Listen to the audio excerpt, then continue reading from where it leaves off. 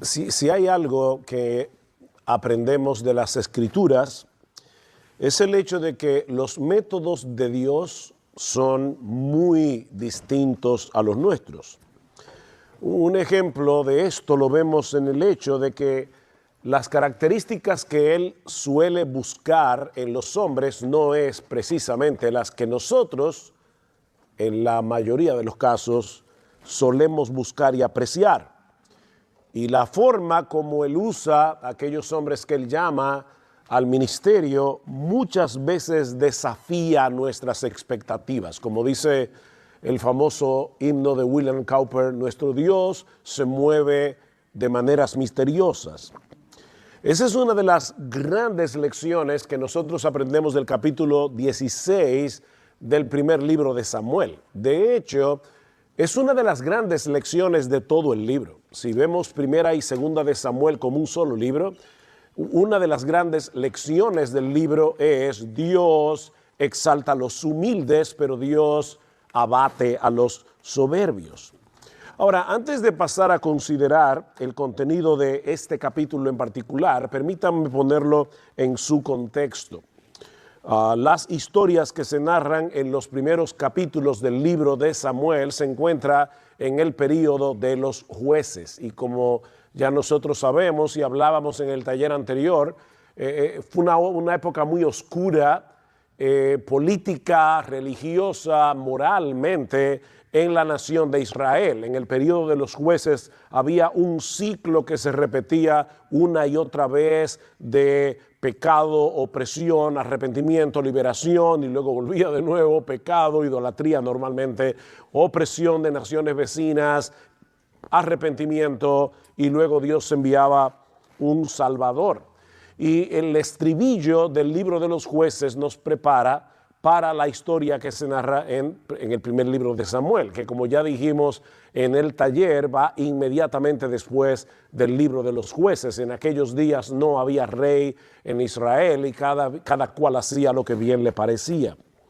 Ahora, es interesante notar que cuando Israel, en el capítulo 8 del primer libro de Samuel, le pide un rey a Samuel, y Samuel se molesta, y de paso Dios también, esto no fue agradable ni a los ojos de Samuel ni a los ojos de Dios, no fue por el hecho de que ellos pidieran un rey en sí mismo. El problema de Israel es que ellos querían un rey como las demás naciones. Israel había perdido de vista su identidad como nación escogida por Dios para ser su especial tesoro sobre todos los pueblos de la tierra, como dice en Éxodo capítulo 19, los primeros versículos. Israel cumpliría su misión siendo diferente al resto de las naciones.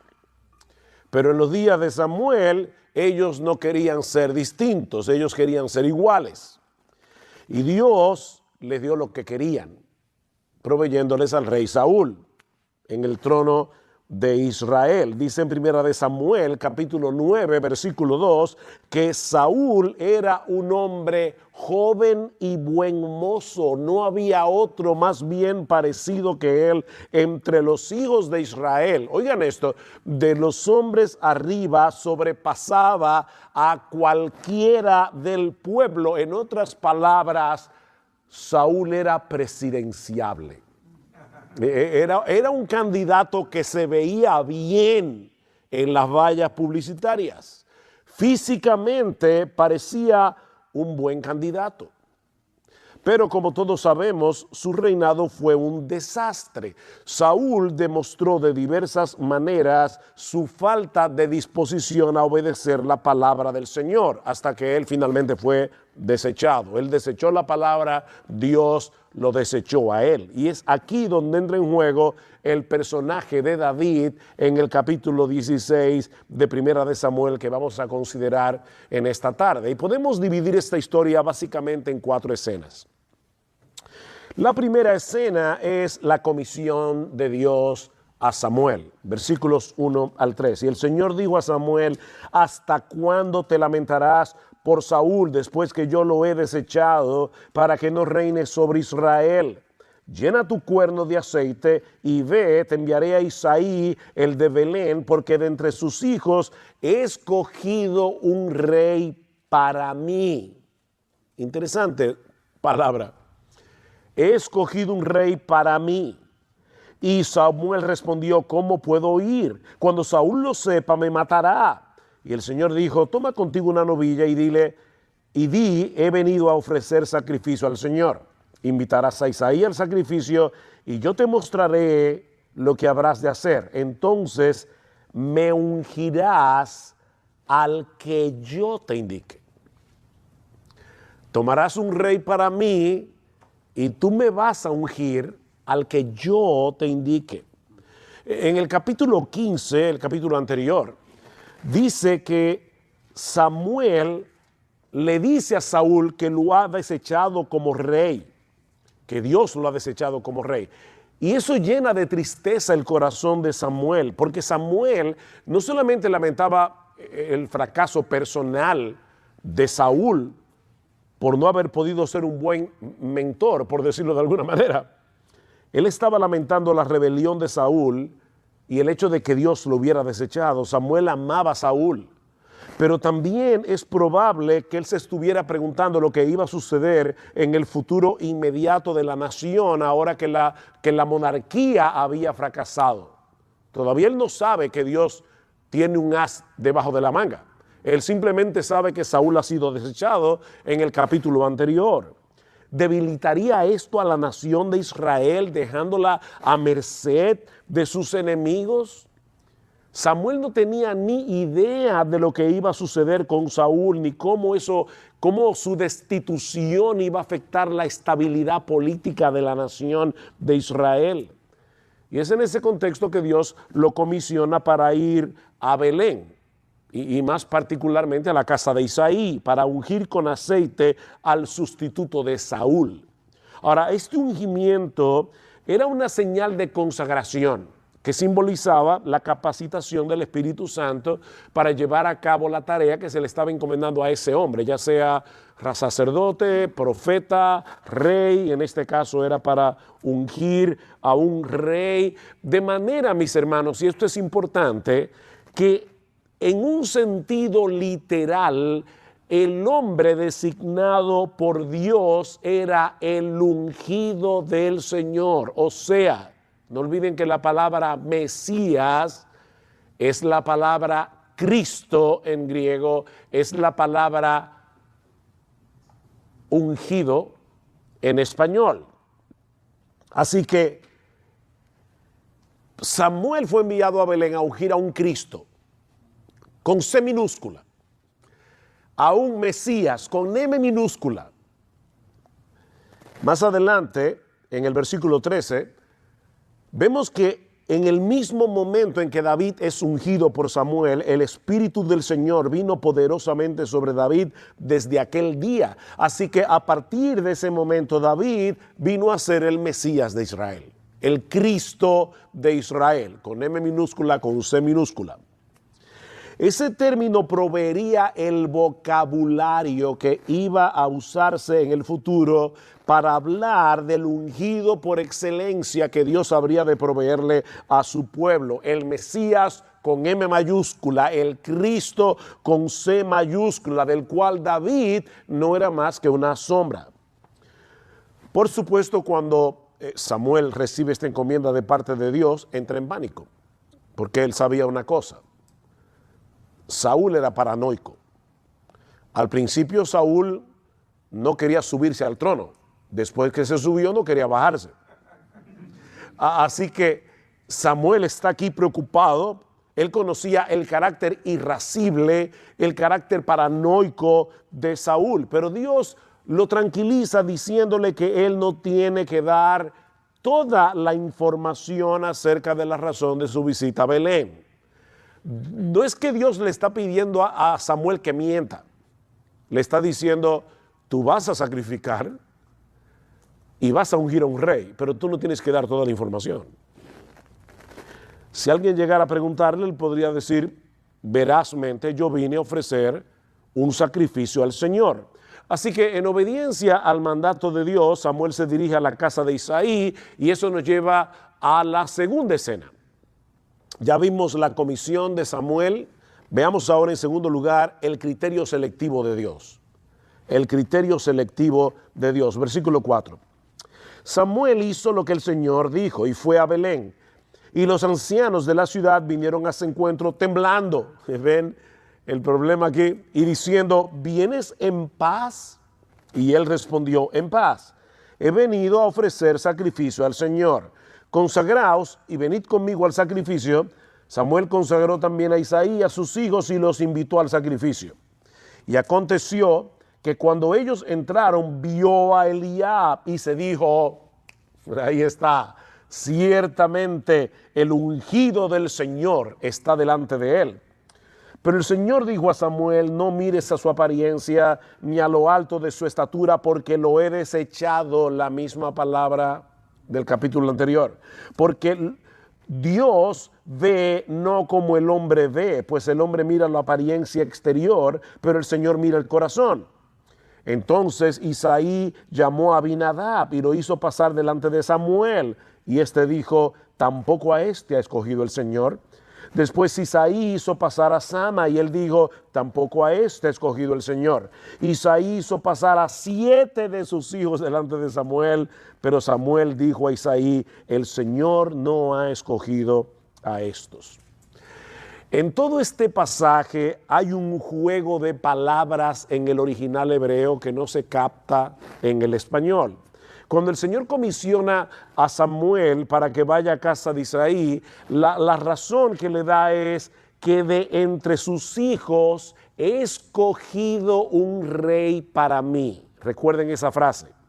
La palabra hebrea raá, que significa escogido, significa también ver o mirar. ¿Ven el juego de palabras? El escogido es lo mismo que ver o mirar a una persona. Y aparece varias veces en todo el pasaje, traducida de diversas maneras. Versículo 6. Y aconteció que cuando ellos entraron, vio a Eliab. Ahí está la palabra Rahab. Versículo 7. Pero el Señor dijo a Samuel, no mires a su apariencia. Versículo 17. Entonces Saúl dijo a sus siervos, buscadme ahora un hombre que toque bien y traédmelo. Búsquenme un escogido en este caso. Versículo 18.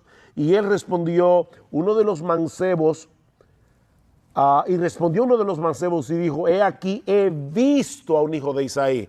Una y otra vez, el que está leyendo el texto en hebreo, se toca con la palabra raá, mirar, escoger, ver.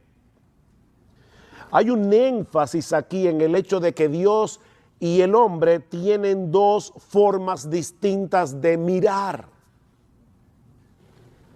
Los hombres tendemos a mirar lo que es externamente atractivo, lo que es externamente aceptable, pero Dios mira el corazón.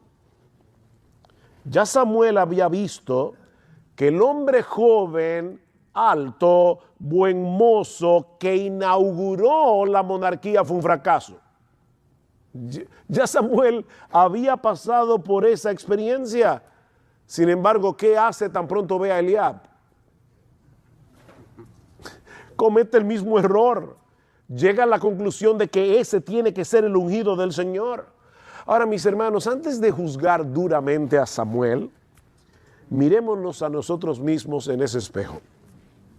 Porque todos tenemos la misma tendencia pecaminosa a poner nuestra confianza en meras apariencias. Escogemos lo que es impresionante a nuestros ojos, no con lo que encaja con el criterio de Dios. Ese es un problema que nosotros heredamos de nuestros primeros padres en el huerto del Edén.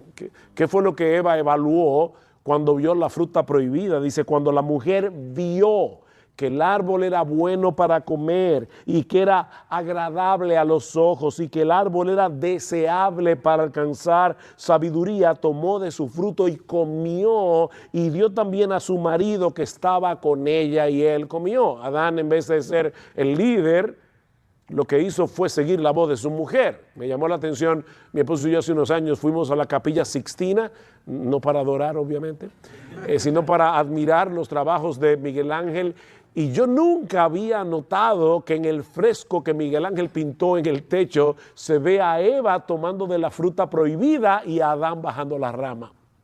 Miguel Ángel había interpretado correctamente el texto de Génesis 3. Desde ese momento y hasta el día de hoy, nuestra tendencia es andar por vista, no por fe. Mis hermanos, vamos a hacer aquí un ejercicio de honestidad. Cuando nosotros evaluamos a un siervo de Dios, o cuando nosotros evaluamos un ministerio o evaluamos una iglesia, ¿cuáles son los parámetros que nosotros utilizamos? ¿Cuáles son los criterios? Si vemos una iglesia abarrotada de personas, ¿acaso no es verdad que tendemos a pensar de inmediato que la bendición de Dios está allí? Algo está pasando allí. Esa iglesia está llena de gente. O miramos más bien si en esa iglesia se está predicando fielmente la palabra de Dios. Si se está proclamando fielmente el evangelio de Cristo con claridad, si los creyentes están siendo edificados, si allá hay una verdadera comunidad de gracia donde los hermanos se ministran unos a otros, donde hay un verdadero amor cristiano entre los miembros de la iglesia. Mis hermanos, ¿cuál es nuestro criterio de evaluación?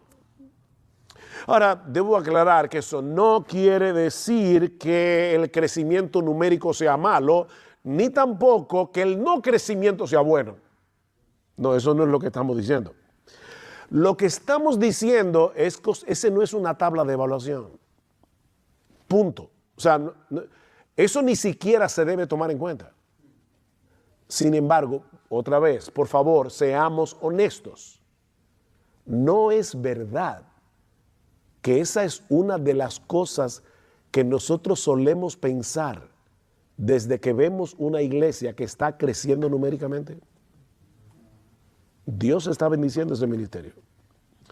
Lo que Dios le dijo a Samuel en el versículo 7, debemos recordárselo a nuestro corazón una y otra vez. No mires a su apariencia ni a lo alto de su estatura, porque lo he desechado, pues Dios ve no como el hombre ve, pues el hombre mira la apariencia exterior, pero el Señor mira el corazón. El hombre que Dios está buscando es aquel que toma en serio su palabra. A este miraré, dice Dios en Isaías. Ese es el hombre en el que yo he puesto mis ojos, el hombre que toma en serio lo que yo digo, el hombre que toma en serio mi palabra, el hombre que tiene la disposición a obedecer la palabra de Dios por encima de las circunstancias. Mis hermanos, ¿cuál fue la razón por la que Dios desechó a Saúl? El hecho de que Dios desechó la palabra. Saúl tuvo la osadía de querer ofrecer holocaustos antes de salir a la guerra contra los filisteos. Y él sabía muy bien que si algo Dios había dispuesto en su palabra es que los oficios de rey y sacerdote no se mezclaban. Hay uno solo en quien se mezclan esos oficios, aparte de Melquisedec. Y es aquel que fue proclamado sacerdote según el orden de Melquisedec, nuestro Señor Jesucristo. Has obrado neciamente, le dice Samuel, no has guardado el mandamiento que el Señor tu Dios te ordenó. ¿Ven el énfasis? Pero ahora el Señor hubiera establecido tu reino sobre Israel para siempre, pero ahora tu reino no perdurará. El Señor ha buscado para sí un hombre conforme a su corazón. No olviden esa frase. Y el Señor le ha designado como príncipe sobre su pueblo, porque tú no guardaste lo que el Señor te ordenó. El énfasis es muy claro. Saúl tuvo en poco el mandamiento del Señor. Así que, mis hermanos, la característica primordial del hombre que es conforme al corazón de Dios es que tome en serio su palabra. Y muchas veces tomar en serio la palabra es buscarnos problemas con la gente. No siempre nosotros seremos bien recibidos ni seremos populares cuando predicamos fielmente la palabra. Recuerdo a aquel famoso pastor que los diáconos lo llamaron aparte y le dijeron: pastor, últimamente usted ha estado acariciando al gato al revés. ¿Usted alguna vez ha puesto un gato al revés? Y dice: bueno, volteen al gato, pues yo voy a seguir predicando la palabra. Es un hombre que no es guiado por el pragmatismo, por lo que parece que da resultado. Miren, otra vez, vamos a hacer un ejercicio de honestidad aquí. Tú estás en tu iglesia, tienes 25 miembros, con las visitas suman más o menos 35, y resulta que en la esquina han puesto una iglesia que es una iglesia wow. O sea, ahí todo es wow. Y va mucha gente. No es una iglesia donde se predica fielmente la palabra, pero definitivamente tienen una banda súper wow, el sonido es súper wow, el edificio es súper wow. Y a la gente le encanta eso. Tú no sientes un gusanito por dentro que te dice: tal vez yo debería renovarme. Porque tú estás ahí domingo tras domingo, domingo tras domingo predicando la palabra, pero la iglesia que está creciendo es en donde no se predica bien la palabra. ¿Qué haces? Sigue predicando la palabra. Deja que sea Dios que te evalúe. Y la evaluación de Dios es muy diferente a la nuestra, mis hermanos. Dios mira el corazón, Él no ve las apariencias. Ahora, cuando nosotros escuchamos la frase, un hombre conforme al corazón de Dios, ¿qué pensamos? Porque yo me temo que nuestra tendencia es a pensar primariamente en el corazón de ese hombre. Es un hombre conforme al corazón de Dios. Debe ser un hombre piadoso porque es conforme al corazón de Dios. Y aunque eso es verdad, lo cierto es que el énfasis de esa frase es en el acto selectivo de Dios antes que en la piedad del hombre. El teólogo australiano John Woodhouse dice que esa frase significa un hombre en el que Dios ha puesto su corazón. Es diferente. Nos habla, dice Woodhouse, del lugar que ese hombre tiene en el corazón de Dios antes que señalar el lugar que Dios tiene en el corazón de ese hombre. Es un hombre conforme al corazón de Dios, porque Dios lo ha escogido. Dios ha decidido poner su corazón sobre ese hombre, y es en ese sentido que es conforme al corazón de Dios. Y eso lo vemos claramente en el capítulo 7 de Segunda de Samuel, el capítulo famoso donde Dios hace un pacto con David. David está reflexionando en lo que Dios ha hecho por él y por su casa al prometerle que de su descendencia vendría alguien que iba a ocupar el trono de Israel para siempre. Escuchen lo que dice en el versículo 20. ¿Y qué más podría decirte David? Pues tú conoces a tu siervo, oh Señor Dios, a causa de tu palabra, conforme a tu propio corazón, la misma frase de Primera de Samuel, tú has hecho toda esta grandeza.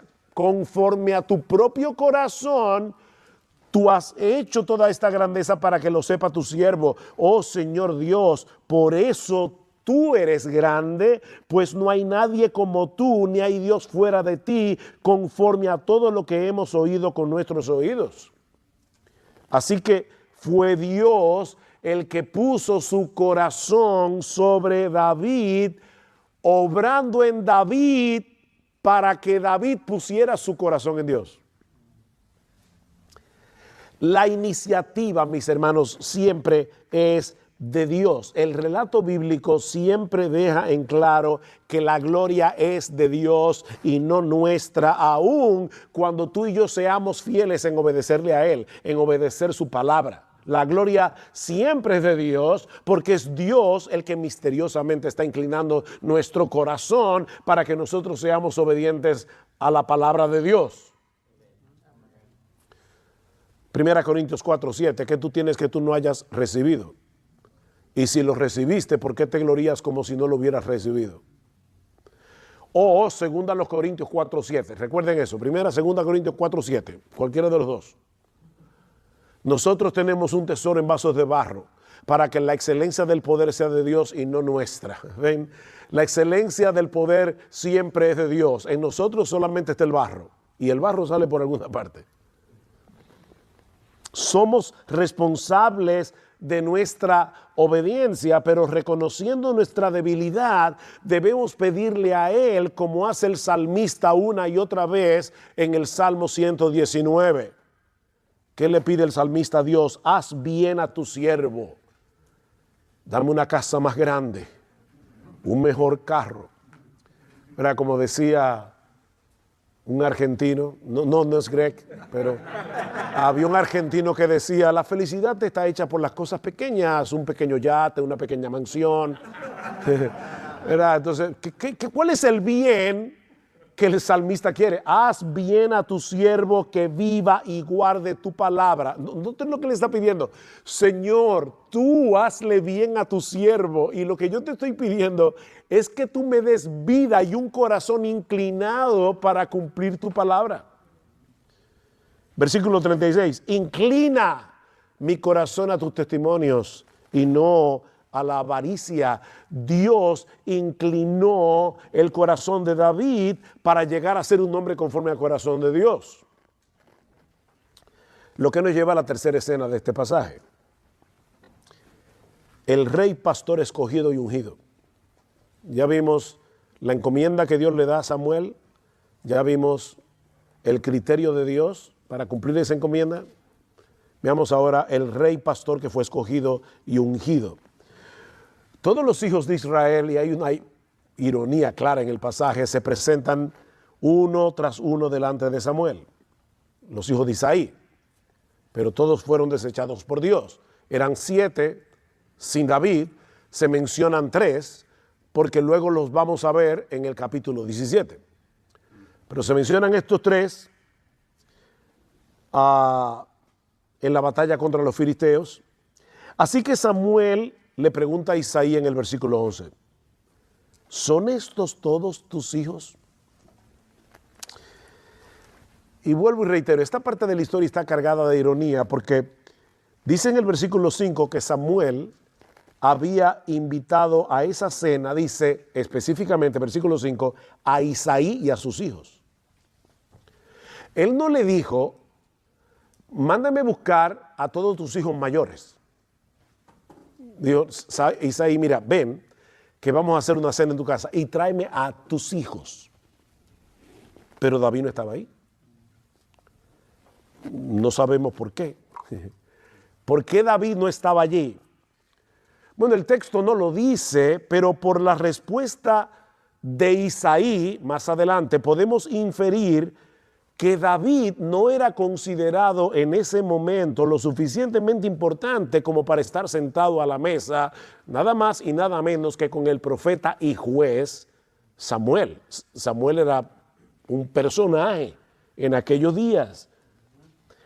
Aún queda el menor que está apacentando las ovejas.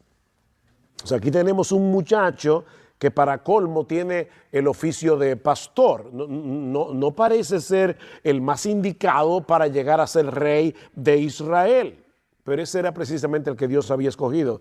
Versículo 11, perdón.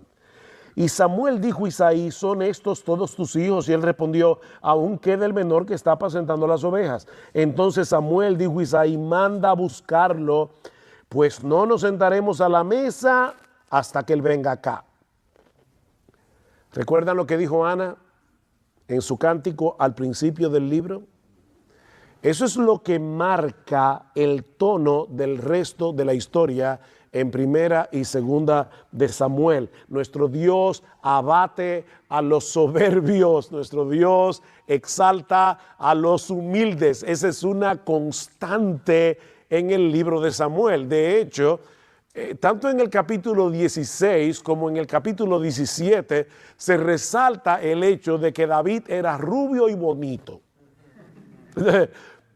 Por un lado, lo dice en el contexto de Primera de Samuel 16, pero también lo dice cuando se enfrenta con Goliat. Es como decía uno de mis pastores este domingo, que está predicando sobre la vida de David, dice que David parecía un dandy. O sea, como Goliat dice, ¿y es esto lo que va a pelear conmigo? Porque dice que David era rubio y hermoso.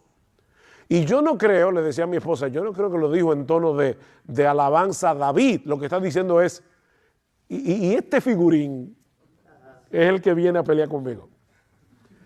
O sea que a todas luces, es que David no podía ser el hombre escogido por Dios para llegar a ser rey de Israel. Eso no tiene sentido. Pero no solamente escoge al nuevo rey de entre el más pequeñito de los hijos de Isaí, sino que precisamente sea en la casa de Isaí. Ya eso de por sí era sorprendente. ¿Dónde vivía Isaí? En Belén. ¿Y qué era Belén? Nada. Belén no era nada, pequeña para estar entre las familias de Israel. O sea, cuando hacían el censo, a Belén a veces la pasaban por alto, la mezclaban con otra ciudad. ¿Han escuchado ese himno que dice, oh aldehuela de Belén, afortunada tú? Ya no se suele cantar ese tipo de himnos. ¿Pero qué es una aldehuela? Bueno, una aldea es chiquita. Aldehuela es más chiquita todavía. Oh aldehuela de Belén, afortunada tú. Belén era tan pequeña.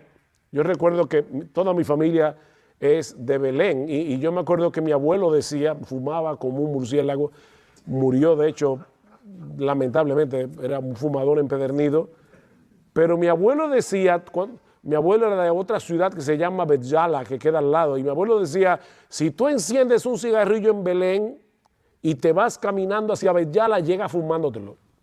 No se acaba todavía, porque es que era cerquitica, era un pueblito muy pequeños. Y de ahí fue que Dios escogió a un muchacho para ser rey en Israel. Ahora, eso tiene que haber sido un momento engorroso para Isaí y la familia. A nadie se le ocurrió buscar a David, invitar a David. Y ahora resulta que Samuel les da la orden de que todo queda en suspenso hasta que llegue el muchacho. Y tan pronto David entra en la casa, Dios le hace saber a Samuel que ese es el hombre. Versículo 12.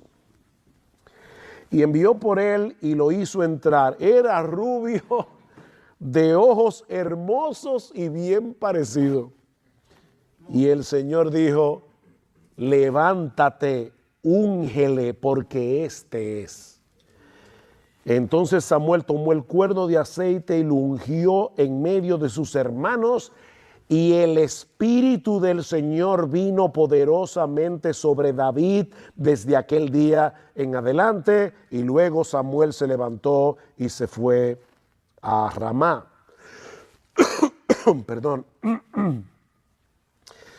Para Isaí era impensable que un pastor de ovejas literales, podía llegar a ser el rey de Israel.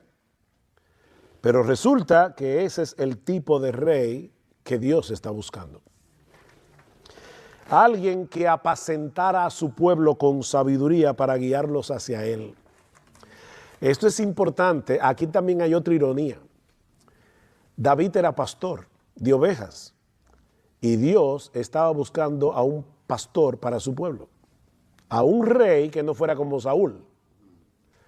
A un rey que no fuera como los reyes de las demás naciones. Él quería a un pastor. Cuando Natán fue enviado a David para hacerle saber que Dios establecería su trono para siempre, Dios le recuerda lo que se esperaba de él. Dicen segunda de Samuel 7:8. Así que el Señor de los ejércitos, así dice el Señor de los ejércitos, yo te tomé del pastizal de seguir las ovejas para que fueras príncipe sobre mi pueblo Israel. Yo te tomé del pastizal para que seas príncipe. Dice Tim Chester, cuando David llegó a ser rey, su descripción de trabajo no cambió, lo que cambió fue el rebaño. Era un rebaño de ovejas, ahora era el rebaño del pueblo del Señor. No era para seguir pastoreando las ovejas de su papá, sino para seguir pastoreando las ovejas de Dios el Padre.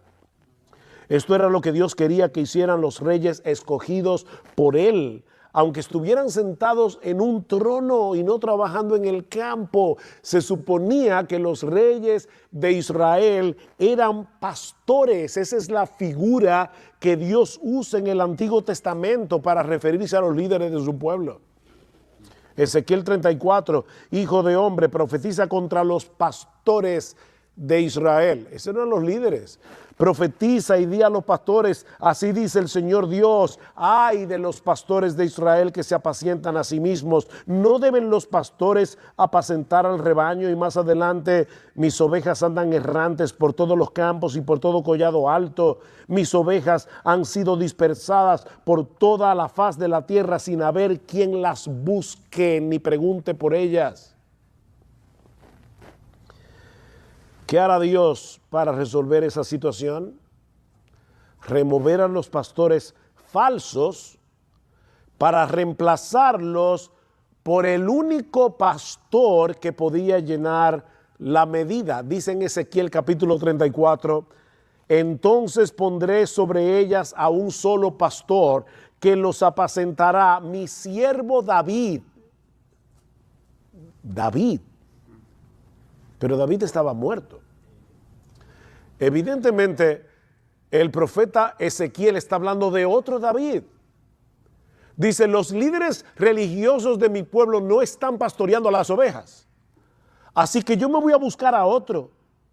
Dice, mi siervo David, él las apacentará y será su pastor, y yo, el Señor, seré su Dios, y mi siervo David será príncipe en medio de ellas. Yo, el Señor, he hablado. Mis hermanos, ¿hay algún texto del Nuevo Testamento? ¿Recuerdan los ecos de los que hablamos la vez pasada? ¿Hay algún texto del Nuevo Testamento que viene a nuestras mentes cuando escuchamos estas palabras de Dios en Ezequiel 34? ¿Ustedes recuerdan el milagro del repartimiento de los panes en Marcos capítulo 6, donde Cristo alimentó 5,000 personas? Dice en el versículo 34 que el Señor Jesucristo en ese contexto vio a una gran multitud y tuvo compasión de ellas porque eran como ovejas sin pastor. Ezequiel 34, y comenzó a enseñarles muchas cosas.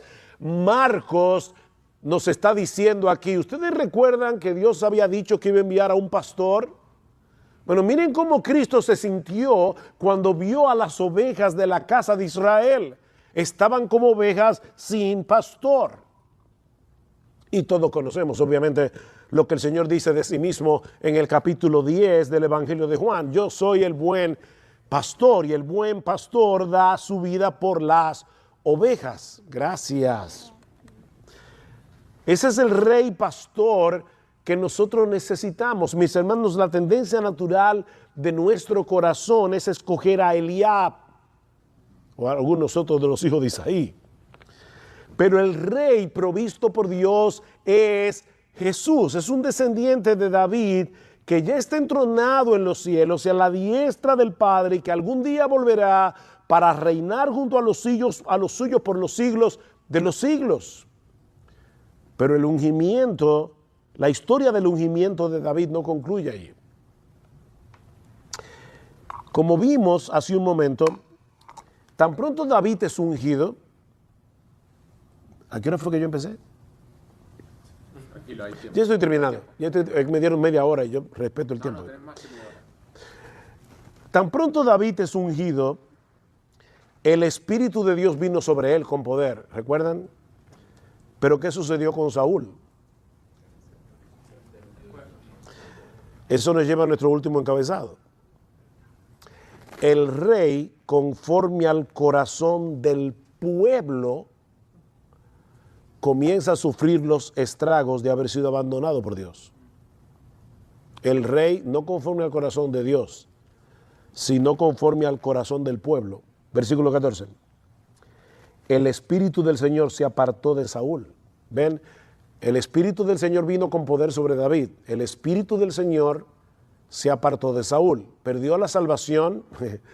No, estamos hablando aquí de que el Espíritu de Dios venía sobre ciertos hombres, los ungía para ser Mesías de Israel, para ser los ungidos de Israel, para cumplir una labor específica, rey, profeta, sacerdote. En este caso, como Saúl había sido desechado, el Espíritu de Dios que lo capacitaba para ser rey, se apartó de Saúl.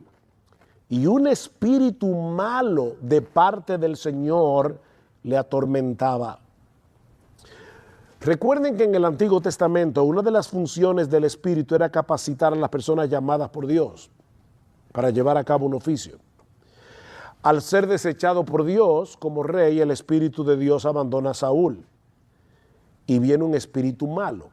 Ahora, la palabra que se traduce como malo también significa miserable en el hebreo. Así que muy probablemente no se trata de un espíritu demoníaco, sino más bien algo que hacía sentir a Saúl el tormento de saberse desechado. No necesariamente fue que vino un demonio, sino que de alguna manera Dios hacía ver a Saúl la miseria de ser desechado por él. Y a partir de ese momento, Saúl se vuelve cada vez más volátil, cada vez más irascible, cada vez más paranoico. Así que el mismo Saúl, increíblemente, pide que le busquen a alguien que pueda tocar el arpa delante de él para calmar su ansiedad. ¿Y a quién buscaron? A David, versículo 15. Yo creo que esta agua es mía, así que voy a tomar esta mejor, que no está fría. Dice en el versículo 15, entonces los siervos de Saúl dijeron, he aquí ahora un espíritu malo de parte de Dios te está atormentando. Ordene ahora a nuestro Señor, a tus siervos que están delante de ti, que busquen a un hombre que sepa tocar el arpa, y cuando el espíritu malo de parte de Dios esté sobre ti, él tocará el arpa con su mano y te pondrás bien. Entonces Saúl dijo a sus siervos, buscadme ahora un hombre que toque bien y traédmelo. Y respondió uno de los mancebos y dijo, he aquí, he visto a un hijo de Isaí, por casualidad de la vida. O sea, ese mancebo que está en la corte de Saúl, se había topado con David, ¿no? Pura casualidad. Dice, versículo, he visto un hijo de Isaí, el de Belén, que sabe tocar, es poderoso y valiente, un hombre de guerra, prudente en su hablar, hombre bien parecido, otra vez, y el Señor está con él. Entonces Saúl envió mensajeros a Isaí y dijo, envíame a tu hijo David, el que está con el rebaño. Y yo imagino a Isaí diciendo, ay, mi madre. O sea, acaba de venir Samuel. David fue ungido. No van a cortar la cabeza. Por eso dice en el versículo 20, tomó Isaí un asno cargado de pan, un odre de vino, un cabrito, y los envió a Saúl con su hijo David. Llévale todos esos regalos. Porque el hombre pensó, probablemente, no van a cortar la cabeza. De esa manera tan providencial, aquel que fue ungido en privado como rey de Israel, ahora es introducido en la corte de Saúl y halla gracia delante de sus ojos. Versículo 21. David fue a Saúl y le servía, y Saúl lo amó grandemente y lo hizo su escudero. Y Saúl envió a decir a Isaí, te ruego que David se quede delante de mí, pues ha hallado gracia ante mis ojos. Sucedía que cuando el espíritu malo de parte de Dios venía a Saúl, David tomaba el arpa, la tocaba con su mano, y Saúl se calmaba y se ponía bien, y el espíritu malo o miserable se apartaba de él. A partir de ese momento pasarían muchos años y muchas dificultades antes de que David pudiera sentarse en el trono de Israel. Noten, esto es interesante porque a diferencia de Saúl, que fue colocado en el trono casi inmediatamente después de haber sido ungido en privado, David iba a tener que esperar varias décadas. Al hombre conforme al corazón de Dios, no lo esperaba un futuro tranquilo. No lo esperaba un futuro sin problemas. Porque Dios no obra como el hombre espera. Otra vez, hermanos, no podemos evaluar lo que Dios está haciendo a la luz de lo que nuestros ojos pueden ver, a la luz de lo que nuestro entendimiento limitado puede comprender. Nosotros comenzamos a hacer algo y de repente todo comienza a salir mal. ¿Y qué es lo primero que uno piensa? Parece que Dios no está conmigo. Esto no es de Dios. Oye, espérate, si David hubiera pensado así, jamás habría llegado a la conclusión de que él era el hombre conforme al corazón de Dios, que había sido ungido para ser el Mesías, con M minúscula, del pueblo de Israel. Mis hermanos, el hecho de que las cosas estén saliendo mal no quiere decir que Dios no está contigo.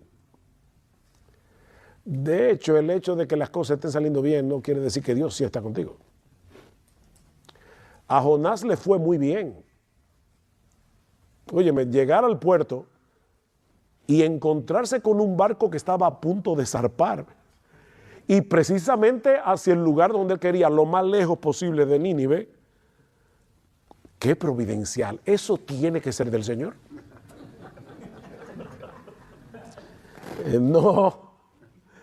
No era del Señor. Nuestro Dios se mueve por senderos misteriosos. Él ejecuta sus decretos de formas inesperadas, pero sus planes jamás pueden ser frustrados. Miles de años después, Dios cumplió lo que le había prometido a David al levantar a uno de sus descendientes, uno que se ha sentado en su trono. Pero mis hermanos, antes de llegar a su coronación, ese descendiente de David tuvo que pasar por la cruz. Primero la cruz, luego la gloria. Y de hecho, a una hora que Jesús está entronizado en los cielos, sentado a la diestra del Padre, su gloria sigue escondida a los ojos del mundo. ¿Han pensado en eso? Es a ese Rey de gloria que nosotros servimos. ¿Y eso qué implica? Bueno, que nosotros seguimos a un crucificado. ¿Por qué esperamos que a nosotros nos traten de una manera diferente? ¿Por qué nosotros queremos servir y seguir a uno que sufrió la cruz, pero nosotros queremos inmediatamente el trono de gloria? Nosotros soñamos, ¿verdad?, con ese ministerio súper poderoso, tipo Spurgeon, ¿verdad?, que tú llegas allí y en menos de 4 meses ya no tienes 5,000 personas. Pero a veces te tocan ministerios como los de Simeon, Charles Simeon, por quien toma nombre el ministerio de Simeon Trust, que se pasó años y años y años predicando en el pasillo de la iglesia porque los miembros no lo dejaban entrar al lugar principal de la iglesia. Y ese hombre se pasó más de 20 años esperando que lo dejaran entrar en su iglesia. Y Dios bendijo poderosamente el ministerio de Charles Simeon. Pero nosotros queremos el de Spurgeon, que de paso sufrió muchísimo también. Otra vez, el hombre mira como lo que se ve. Y el ministerio de Spurgeon indudablemente se veía muy exitoso, pero fue un hombre que sufrió muchísimo. Nosotros seguimos a un crucificado. Nosotros servimos en debilidad, llevando a cabo la obra de Dios con una metodología despreciada por el mundo. ¿Cuál es la metodología de Dios? Oh, pastor, tener un canal de YouTube nosotros tener conferencias súper multitudinarias, tener un canal de televisión. No, Dios quiere simplemente usarte a través de la locura de la predicación. Eso no se ve atractivo. Pastor, mire, nosotros vivimos en otra época. Esta no es una época logocéntrica, es una época que necesita de videos, que necesita de un montón de estrategias para que la gente... Ver a la misma persona con la misma corbata, la misma ropa, por casi una hora hablando la palabra, eso no atrae a nadie. Bueno, atrae a los escogidos del Señor. Esa es la estrategia, es en debilidad. Mis hermanos, no olviden que la necedad de Dios es más sabia que los hombres y lo débil de Dios es más fuerte que los hombres.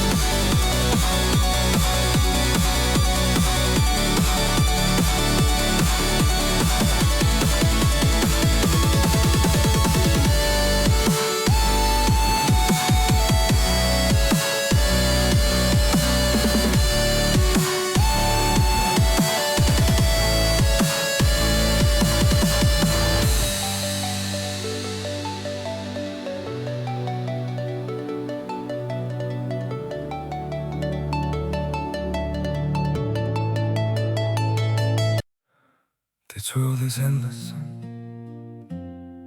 so wide, so broad, but somehow I'm still lost in you.